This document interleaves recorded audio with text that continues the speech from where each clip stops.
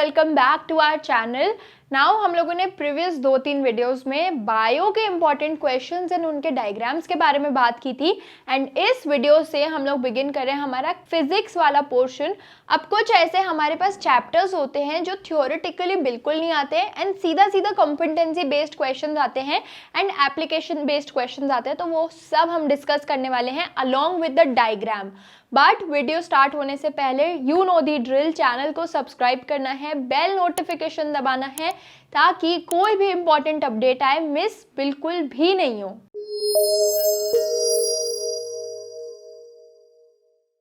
Okay, so to begin with हमारे पास हमारी ह्यूमन आई का क्या है, एक डायग्राम है जो लेबलिंग के लिए आ सकता है एंड अगर बहुत ज़्यादा ही लेवल का क्वेश्चन डिफिकल्ट बने तो ड्रॉ करने के लिए भी आ सकता है। सो एक बार हम लोग पूरा लुक ले लेते हैं, ठीक है। सबसे पहले हमारा लेंस है ना, हमारा लेंस हमें ड्रॉ करना है। अगर ड्राइंग की बात हो रही है तो लेंस से ड्रॉ करना बिगिन करो। फिर ये जो हमारा ब्लैक आई कलर जिससे निकलता है वो हमारा प्यूपिल है, हमारा कॉर्निया है, हमारा कंजक्टिवा है, स्क्लेरा है एंड यहाँ पे हमारा आइरिस है, ठीक है। ये सारे मेन पार्ट्स हैं जिनको हमें क्या करना है, डेफिनेटली लेबल करना है एंड इनकी लेबलिंग एंड एक practice, diagram based practice draw करके बहुत ही ज़्यादा आपके लिए इम्पॉर्टेंट है।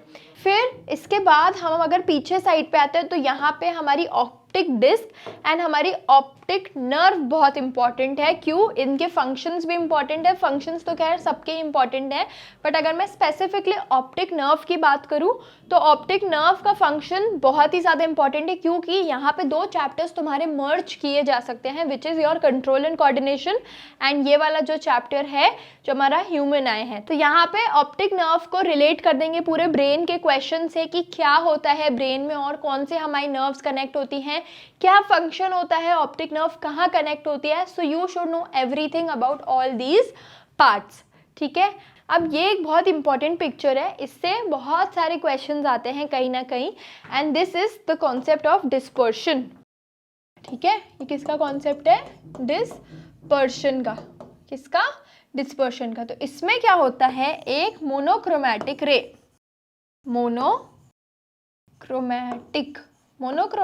मतलब क्या? मोनो मतलब 1 कलर, क्रोमैटिक मतलब कलर। मोनो मतलब 1, क्रोमैटिक मतलब कलर। जब पास होती है एक प्रिज्म से तो ये डिवाइड हो जाती है इनटू 7 कलर्स, ये डिवाइड हो जाती है इनटू 7 कलर्स एंड वो कलर्स कैसे होते हैं? विबग्योर होते हैं, विबग्योर। देखो यहाँ पे आया वॉयलेट, फिर आया हमारे पास इंडिगो, फिर ब्लू, फिर ग्रीन, फिर हमारे पास है येलो, फिर हमारा ऑरेंज, फिर हमारा रेड। तो ये विबग्योर होता है एंड इनमें इनकी वेवलेंथ भी बहुत ही ज़्यादा इंपॉर्टेंट है। अब कौन सी 2 चीज़ इंपॉर्टेंट है? एक कि ये मोनोक्रोमैटिक रे है, उसी के साथ साथ ये जो बैंड बना, ये जो 7 कलर्स का बैंड बना, इसको हम क्या बोलते हैं? इसको हम बोलते हैं स्पेक्ट्रम। इसको क्या बोलते हैं हम? स्पेक्ट्रम बोलते हैं। एंड ये पूरी प्रोसेस को, क्या process? The process where a monochromatic ray on passing through a prism splits into 7 different colors is known as dispersion। अब ये सारे colors mention कर देना एंड उन्हीं के साथ साथ बोल देना this band of 7 colors is known as spectrum, ठीक है। this band of 7 colors is known as spectrum. And यहाँ पे एक चीज़ जो गलती सब करते हैं, हमें लगता है V ऊपर है, मतलब वायलेट ऊपर है, जबकि रेड ऊपर होता है ड्यू टू वेवलेंथ के डिफरेंस। एंड इन्हीं रीजन से रेड लाइट यूज़ करी जाती है ट्रैफिक सिग्नल्स में क्योंकि उसकी विजिबिलिटी दूर तक होती है, उसकी वेवलेंथ की वजह से। उसकी जो भी वेवलेंथ होती है वो उसको डिस्पर्स नहीं करवाती है बहुत ईजिली एंड तभी हमें बहुत दूर तक देखने के लिए मिलता है। फिर है हमारे पास atmospheric refraction. So this is important, इसका कॉन्सेप्ट समझो। मैंने पहले बताया फिजिक्स में कि इसकी डेफिनेशन नहीं आने वाली है, मैं अपने वर्ड्स पे स्टिक कर रही हूँ कि डेफिनेशन नहीं आएगी, कॉन्सेप्ट इंपॉर्टेंट है। अब कॉन्सेप्ट क्या बोलता है कि the refraction of light by earth's atmosphere is known as atmospheric refraction. Refraction कब होता है? जब भी क्या चेंज है? मीडिया चेंज है। मीडिया चेंज है ऊपर मतलब हमारे अर्थ के बाहर, हमारे अर्थ में तो एयर है, बट जो हमारा एटमॉस्फेयर है उसके ऊपर वैक्यूम है पूरी, तो एक तरीके से क्या हुआ, मीडियम चेंज हुआ, जिसकी वजह से जो लाइट का डायरेक्शन है, जो लाइट की स्पीड है, वो क्या होती है, वो चेंज होती है, जिसको हम क्या बोलते हैं, atmospheric refraction. Atmospheric refraction is caused by the bending of light rays when they pass through the layers of the earth's atmosphere which are different optical densities, which are of different optical densities। तो हर layer अलग अलग optical density hold करती है, ठीक है, clear. Next हमारे पास है scattering of light. तो when a light beam goes through a medium it hits the particles existing in them. तो जब क्या हुआ, लाइट स्कैटर हुई तो वो एक मीडियम में जाके एक ऑब्जेक्ट के पार्टिकल्स को हिट करी, क्या हुआ, उनको हिट करी।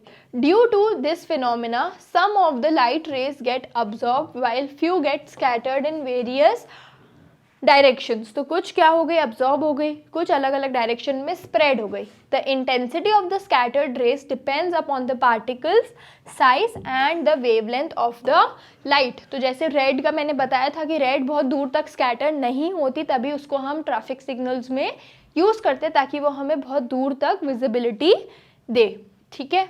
फिर हमारे पास है twinkling of stars. So the twinkling effect of the stars is due to the atmospheric refraction of starlight. Stars से जो लाइट आई वहाँ पे क्या है, वैक्यूम है, अर्थ के एटमॉस्फेयर के अंदर एयर है, और एयर की भी डेंसिटी ऊपर लेवल ऑफ एटमॉस्फेयर में अलग है and base level of atmosphere में क्या है, अलग है। तो उसकी वजह से एक क्या हो गया, बेंड हो गया। जैसे अगर हमारा एटमॉस्फेयर है, लाइट ऐसे आ रही थी, तो एटमॉस्फेयर से टकरा के वो क्या हो गई, एक तरीके से बेंड हो गई, एक तरीके से बेंड हो गई और ज़्यादा टिल्टेड हो गई, जिसकी वजह से स्टार्स हमें क्या दिखते हैं, ट्विंकलिंग दिखते हैं। और ये रिफ्रैक्शन एक बार नहीं होता है, ये बार बार होता है जैसे जैसे वो पास हो रहे होते हैं, एंड इसी की वजह से हमें स्टार्स फ्लक्चुएटिंग एंड हमें स्टार्स ट्विंकलिंग दिखते हैं, ठीक है, क्लियर इतना। ये क्वेश्चन भी अगेन इम्पॉर्टेंट है। डन। सो छोटा चैप्टर था, आई नो, मैंने सारी डिटेल्स इंपॉर्टेंट वाली जो थी पॉसिबल कवर करी। इसके अलावा कोई भी डाउट है, do let me know in the comment section. Till then stay tuned and happy learning.